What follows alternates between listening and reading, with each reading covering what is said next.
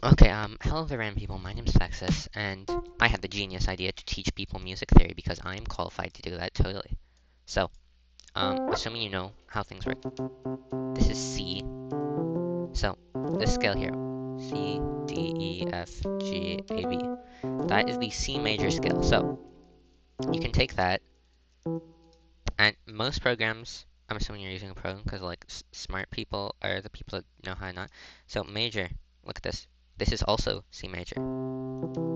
If I can look at that. Yeah. So you can just do that. And then there's C minor. C minor is like almost the same.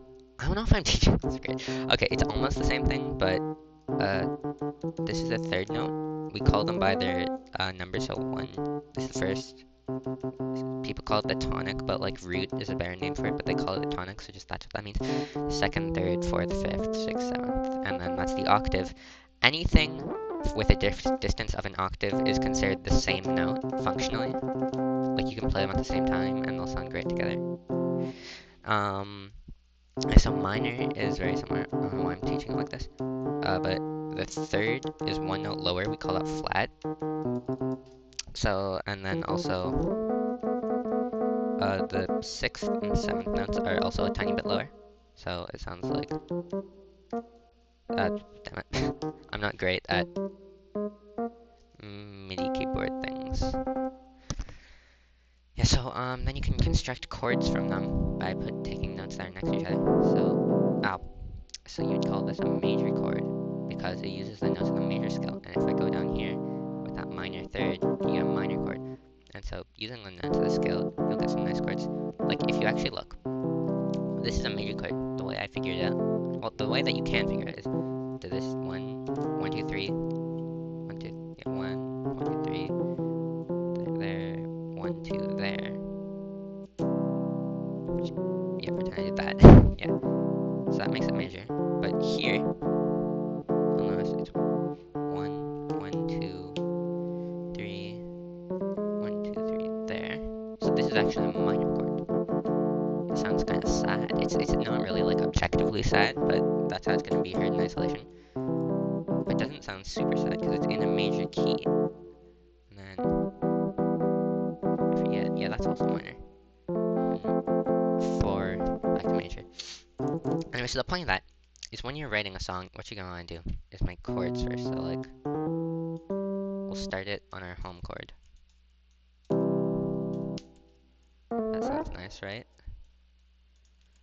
And like, functionally, there's keys. It's just that's where you're starting your scale from. They're literally all exactly the same, except they start from a different point. And like, because of the way the human ear works, that's like the same sound, but just in a different key. So it really makes no difference with the way that music is right now with 12 tone equal temperament. That's a whole nother thing. I'm not gonna worry about that. So put together some chords that you think sound nice in the key, I guess. These will kind of rub because they're very close together like this. You wouldn't want to play those, but they almost sound good with this D. What kind of chord would that be? That would be no, we're starting from D. It's something inverted. I'm not gonna get into that. So yeah, so if there's a gap of 3 between the first notes, it's major. If there's a gap of 2 between the first notes, it's minor. Also, if you do something like this, you have not just invented a new chord type. This is called diminished chord for other reasons. Just try to stay away from those. Like when you're doing basic stuff, it's better to just work within the key. I mean, if your key has that, that's cool. But so I don't know if I'm doing a good job. So I'm sorry, this is too slow for me. We need some pops. Let's go to 5. And now, wait, you can't go any higher. Yes, you can, because remember, octaves are functionally the same.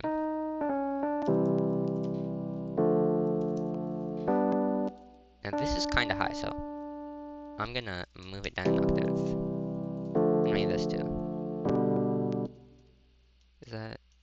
Okay, that sounds too happy. Because the 5 is one of the stronger places that you can go in a key. Remember, this is effectively a G chord. We just took the top notes and moved them down. I think an F chord would work nicely here.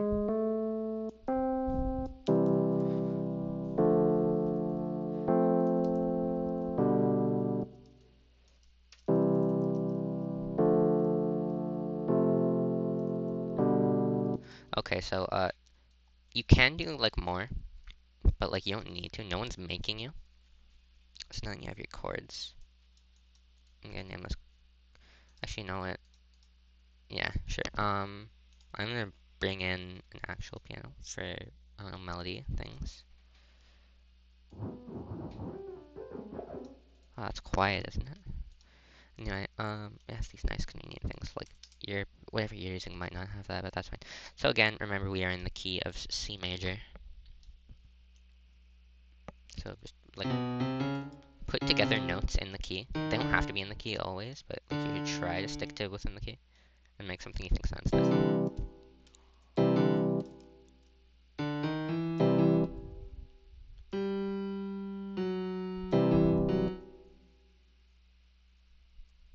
That is too.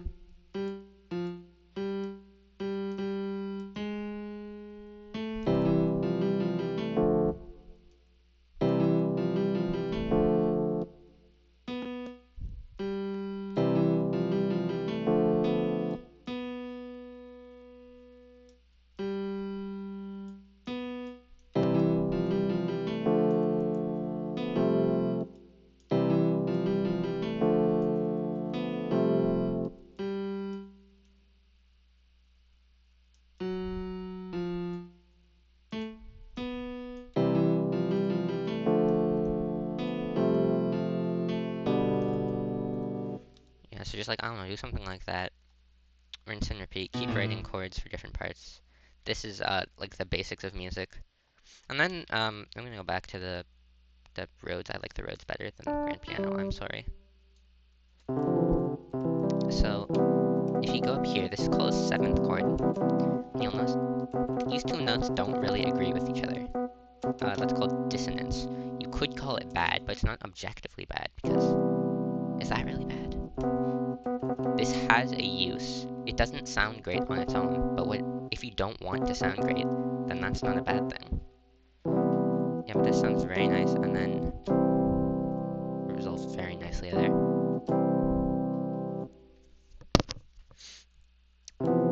So these are a bit more complicated. You don't need to work with them, but they're very nice.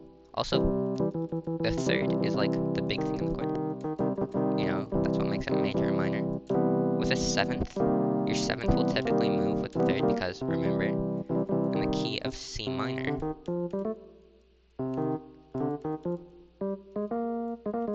7 and 6 are lower. But if we're getting really jazzy with it, no one's making you.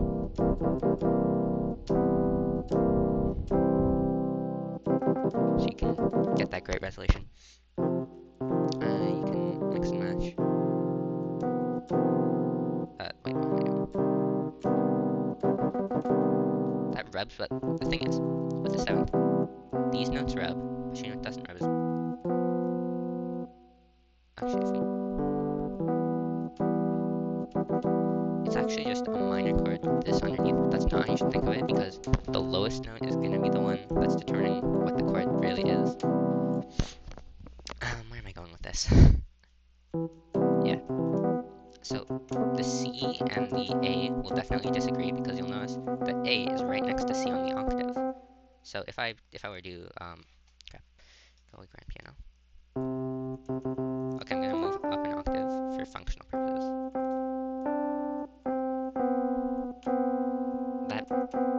That does not sound good, but you know what does sound good? You know how you can make that sound good?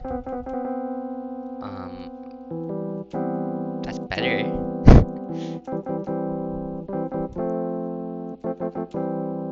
Anyway, right. Other thing is, let's say you're going into your thing and you're writing chords, and you're like, you know what? Today I want to combine a 1 and a 4 and a 6, and you're like, wow, this is such a pleasant chord. Bucko, that's just the 4 chord, but with the 6 lower, so you have to watch out for that. That's called an inversion.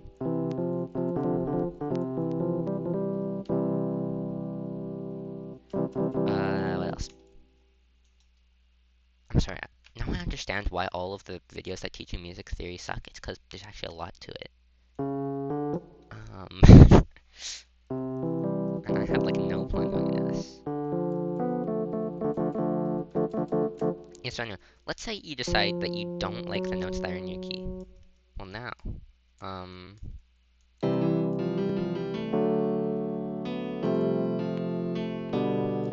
you can do that. No one's really stopping you. But like, you can go wrong with it. It's if you don't want to sound overwhelmingly happy, like, there's like no tension here. Sorry, that's not very good.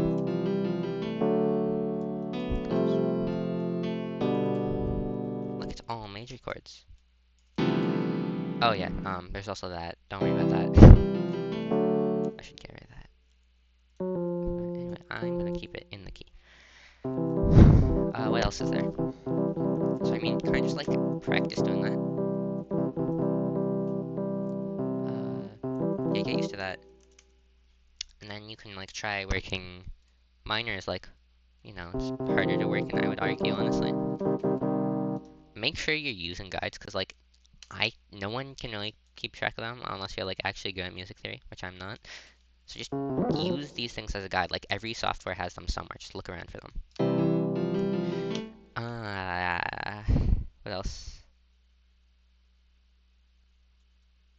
I'm not gonna go into rhythm because, like, honestly, don't be afraid to just like write what feels nice. Like, you know, loops as progression. I don't want to say this. So, like, don't be afraid to just write whatever you want. Like, let's see what comes to mind.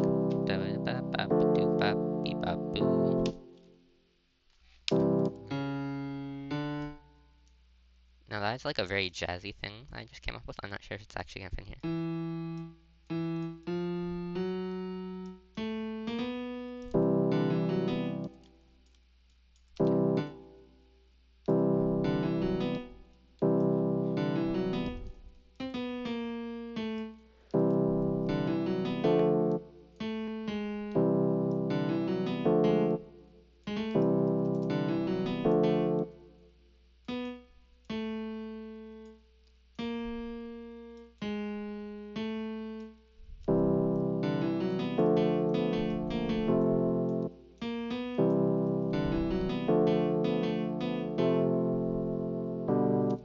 Yeah, so, like, if you write something that you just come up with, there's nothing wrong with that. But, like, you'll notice here, we're using an F sharp, which isn't actually in the key, so, wow, that really is a jazzy thing, because that comes from Lydian, right? So I'm not going to get into modes here. Basically, it's like your normal major scale, except slightly different. Look here, they raised the 4th. Yeah, the Lydian is supposedly very characteristic of jazz. So, yeah, sure, there you go. So, and we don't want it to be jazzy. I'd argue this jump becomes a bit more jarring.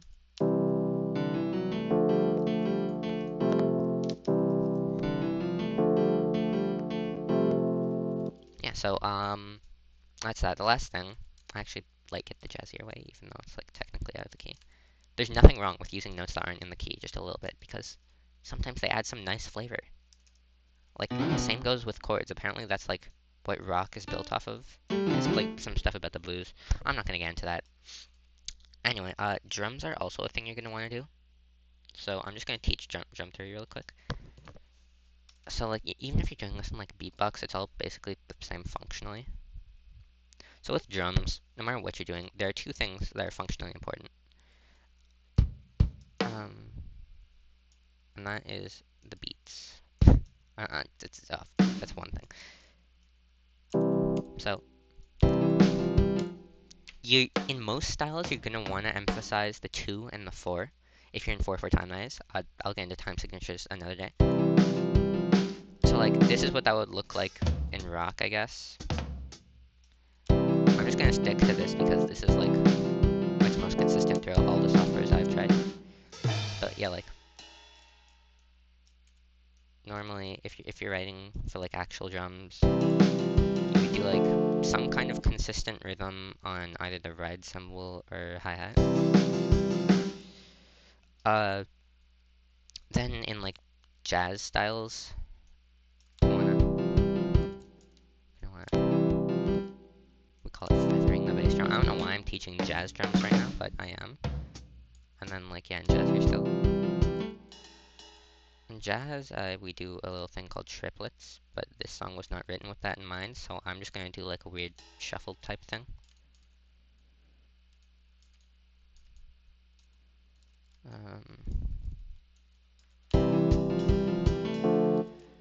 Yeah, there you go. And then, yeah, like in jazz, the attention is more on the hi-hat and the ride cymbal, my bad. So yeah, that's how you do drums. And then when you get better at it, like you can do it on the ride cymbal because I like the ride cymbal.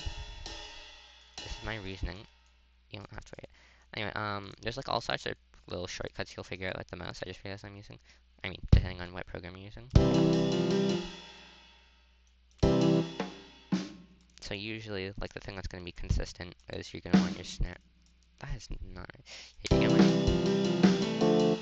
That is also not right.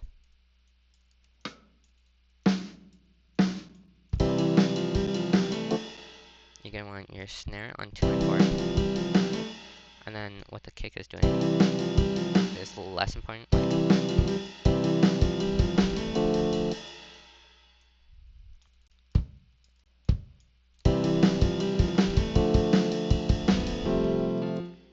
Yeah, and then like, you know, you just keep writing stuff. Maybe change up your chord progression. And I think that's like the basis of music theory, basically, modern music theory. If you go to like most schools or stuff, they'll teach you classical theory, which is for losers. Because like, we don't apply classical theory in modern music that much. I don't know, if you want to write classical music, then you've come to the wrong place. So, yeah, I don't know. Let me know if there's anything else that you want to learn about. Bye bye.